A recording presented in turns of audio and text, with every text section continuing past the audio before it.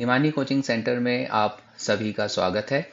Himani coaching centre में हम प्रतिबद्ध हैं कॉन्सेप्ट्स को सिंप्लीफाई करने के लिए, ताकि आप लोगों का कॉन्फिडेंस एम्प्लीफाई हो। आज हम बात करेंगे SSC, RRB, constable, SI, bank PO exams, जो सरकारी एग्जाम्स होते हैं, उनके कुछ प्रश्नों के बारे में और कुछ प्रश्नों को हल करेंगे। तो पहला प्रश्न है, एक व्यक्ति ने 80 रुपए प्रति पेन की दर से 80 पेन खरीदे। वह 40 पेन 20% की हानि पर बेचता है। यदि सभी पेनों को मिलाकर उस पर 20% का लाभ अर्जित किया जाता है, तो शेष 40 पेनों पर लाभ प्रतिशत क्या होगा? तो देखिए, यहाँ पे हमें सबसे पहले क्या करना है कि पहले तो 80 पेन का क्रय मूल्य ज्ञात करते थे।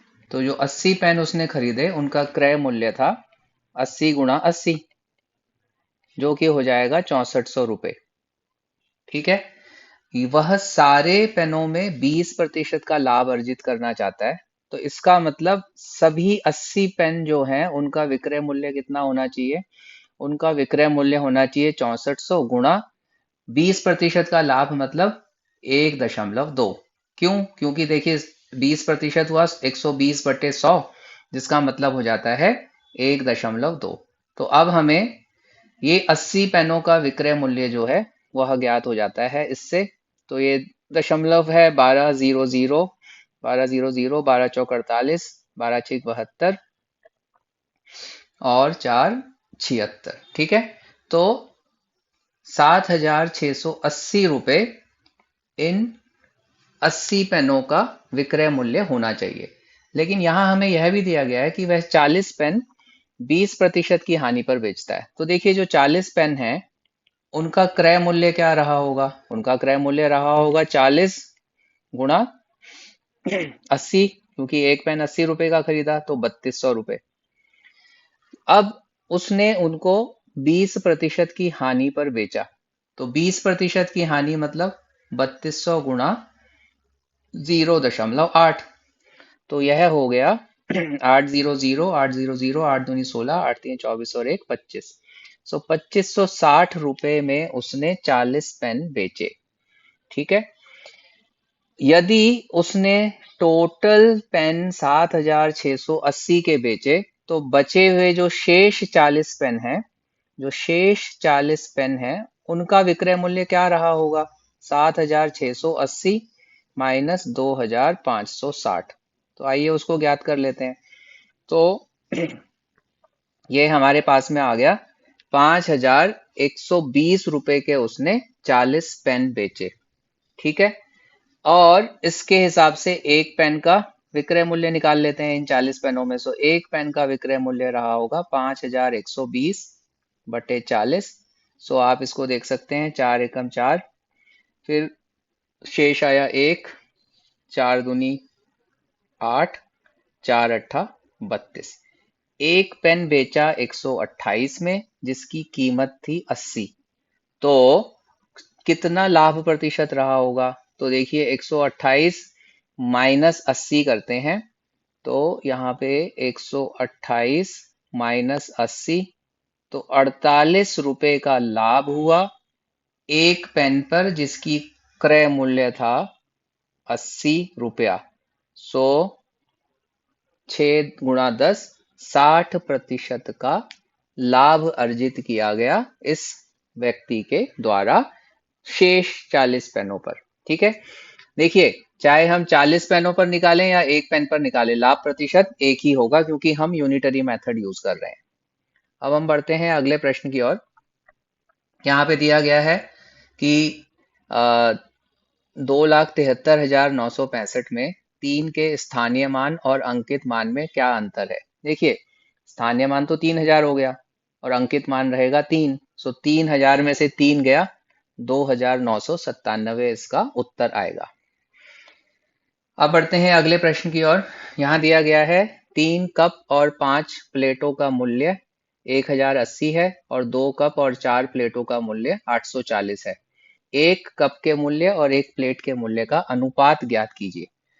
मान लेते हैं एक कप की कॉस्ट 80 रुपया थी और एक प्लेट की कॉस्ट 5 p रुपया थी। तो 3 कप खरीदे तो 3 c, 5 प्लेटें खरीदी जमा 5 p। सो यह तो हो गया सी और पी के अनुसार, और इसका प्रश्न के अनुसार मूल्य है 1080। दूसरे केस में 2 कप खरीदता है तो 2c जमा 4 प्लेट खरीदा तो 4p, जो कि है 840 रुपए के। अब हमारे पास ये दो लीनियर इक्वेशन आ गई जिसको हमें सॉल्व करना है। तो आइए हम इसको इस प्रकार सॉल्व करते हैं कि हम c को एलिमिनेट करना चाहेंगे, तो यहाँ पे 2 से गुणा करते हैं, यहाँ 3 से। सो 2 3 6c, 2 पंजा 10p, और इधर हो गया 2 0 0, 2 8 16, 2160। नीचे में 3 दूना 6c, 3 चौका 12p, 3 0 0, 3 चौक 12, 3 अट्ठा 24 और 1 25। अब देखिए c और c में जो दोनों संख्याएं जमा की हैं, तो हमें अब एक इक्वेशन को दूसरे से घटाना होगा, तो हम साइन चेंज कर देते हैं।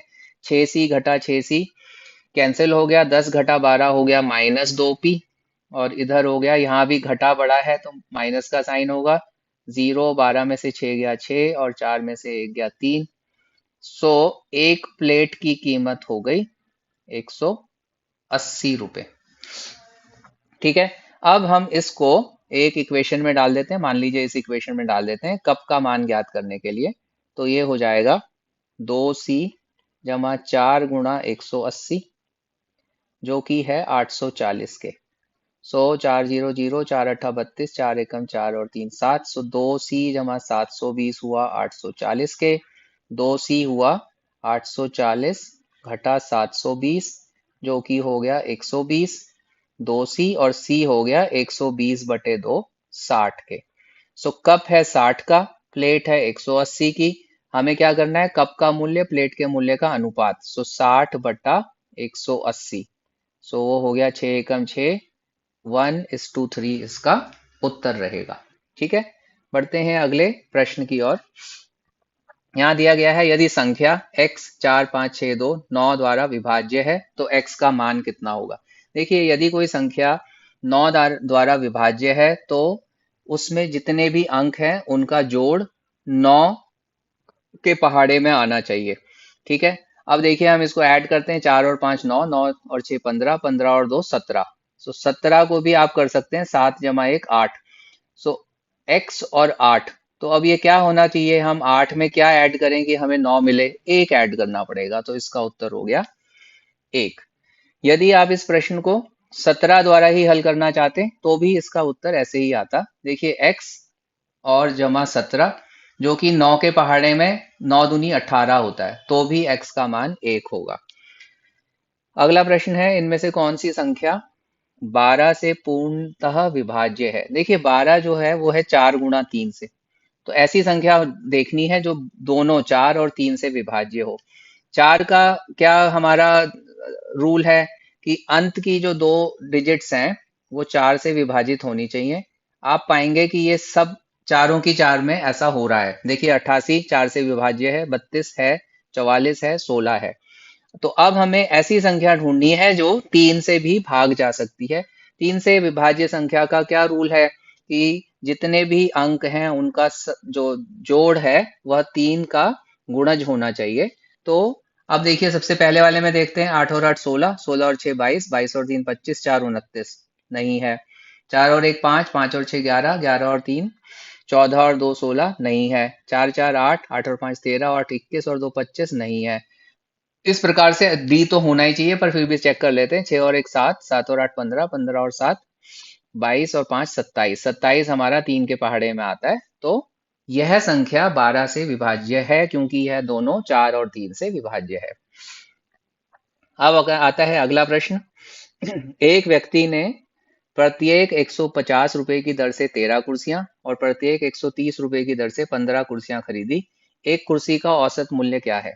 तो देखिए पहले तो हम क्या करते हैं, 13 कुर्सियों का कुल क्रय मूल्य निकाल लेते हैं। तो 13 गुणा 150, सो 13 गुणा 0 0, 13 पंजे 65, 13 एकम 13 और 6 19। इसी प्रकार हम 15 कुर्सियों का भी कुल मूल्य निकाल लेते हैं, जो कि 130 की प्रत्येक दर से खरीदी गई। 15 0 0, 15 3 45, 15 एकम 15 और 4 19। तो अब हमारे पास 13 जमा 15 28 कुर्सियों का क्रय मूल्य क्या है? 0 5 5 10 9 9 18 और 1 19 3900 रुपये। औसत निकालने के लिए क्या करना है? 3900 बटे 28। सो ये देखिए 2 एकम 2 2 निम 18 1950 बटे 14। और यदि आप चाहें एक बार और कर सकते हैं, 2 सत्ता 14 2 निम 18 2 सत्ता 14। सो अब हमारे पास आ गया 975। हमें मूल्य निकटतम रुपए में निकालना है। सो 7 एकम 7। अब देखिए 7 चौका 28 7 तियां 21। 7 में से 1 गया 6 7 अट्ठे 56। ओके 15 में से 6 7 अट्ठे 56 7 निमा 63। ठीक है 7 निमा 63 में जाना चाहिए ये। सो 5 में से 3 गया 2। अब क्योंकि हमें निकटतम मूल्य निकालना है तो 139 रुपये इसका औसत मूल्य रहेगा। अगला प्रश्न है कि एक बेईमान फल विक्रेता अपना माल लागत मूल्य पर बेचता है। वह 1 किलो भार के स्थान पर 900 ग्राम तोलता है। तदनुसार उसके लाभ का प्रतिशत कितना है? देखिए 1 किलो मतलब हुआ 1000 ग्राम। तो यह क्या बेईमानी कर रहा है? असल में तो वो 900 ग्राम तोल रहा है, पर ग्राहक को क्या दिख रहा है कि 1000 ग्राम। तो कितने की बेईमानी कर रहा है? वह प्रति 900 ग्राम में 100 ग्राम की बेईमानी कर रहा है और वही उसका लाभ होगा। सो 100 बटा 900 गुणा 100। ठीक है, आप इसको 100 को 9 से भाग कर दीजिए और यह इसका उत्तर होगा। सो 9 एकम 9 10 में 9 गया 1 9 एकम 9 और 11 1 बटे 9% इस फल विक्रेता का लाभ होगा। यदि आप यह वीडियो पहली बार देख रहे हैं तो चैनल को जरूर सब्सक्राइब कीजिएगा और बेल बटन को प्रेस कीजिएगा, क्योंकि हम लगातार हर 10 दिन में 2 से 3 नए वीडियो लाते हैं, जिसमें कि हम परीक्षा में पूछे गए पिछली परीक्षाओं में पीछे पूछे गए प्रश्नों का हल इस सीरीज में कर रहे हैं। और इस वीडियो को अधिक से अधिक मात्रा में अपने दोस्तों में शेयर करें। धन्यवाद।